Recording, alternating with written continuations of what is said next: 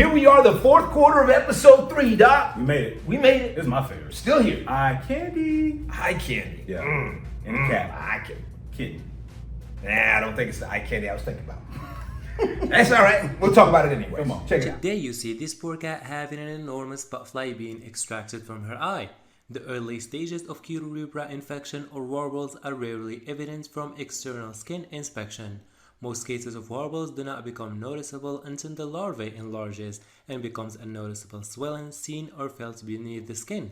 A small breathing hole is often visible in the skin over the warble. The hole enlarges when the warble has fully matured and is about to leave the host. Sometimes nothing abnormal is noticed until the larvae has left the host and the empty cyst becomes infected or develops into an abscess in the cat's skin.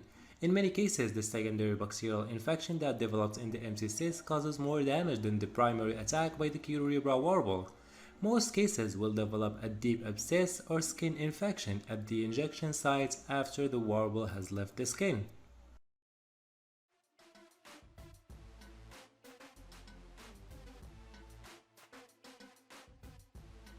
I guess we should have started with, warning, this is a bad one. It's triggered. Oh. Could have been worse.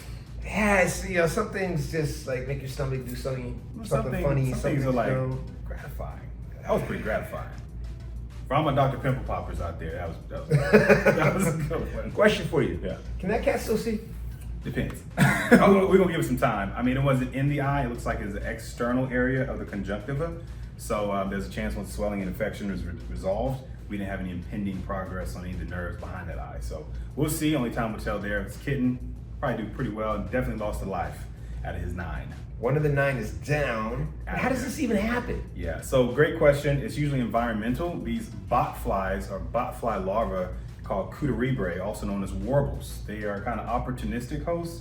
They like to live in like rodent dens and burrows. So if you have a kitten trying to just make it and get around, they can definitely just hop on a ride, get ingested, and then they're gonna find their way. They have to have a second life cycle, underneath the skin, and that's what you see. So they usually go around the face, the mouth, the eyes, the trunks of the body. You'll see them with squirrels more often than anything. This kind of guy was like an accident, but it happens. Can also get on us too, depending on the environment. We don't have them in Nevada like that, thank goodness, but. Do you have to report them if you have them? Not this, to your vet. And don't try to mess with them because we'll get in that gym in a minute, right? But definitely take it to your vet if it looks funky. Usually the pet's licking an excessive area that's painful or complicated. A lot of the hair will mat over it. Take them to the vet.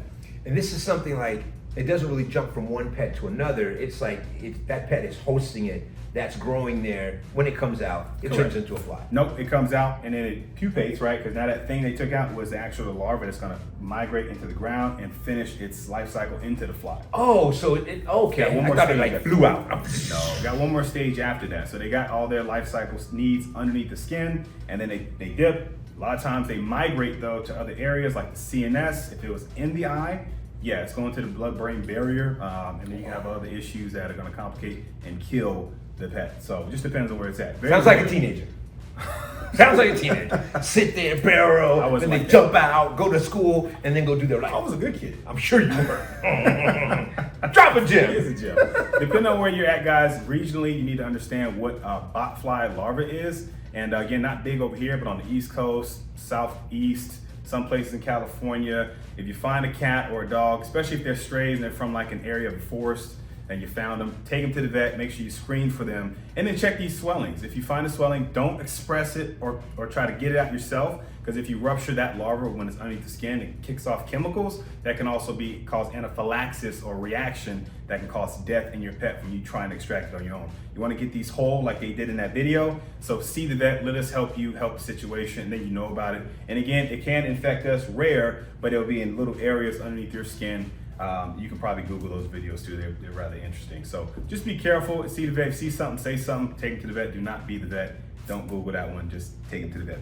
There's your gem. He used the word anaphylactic. I think I said that right. Reaction. There you go.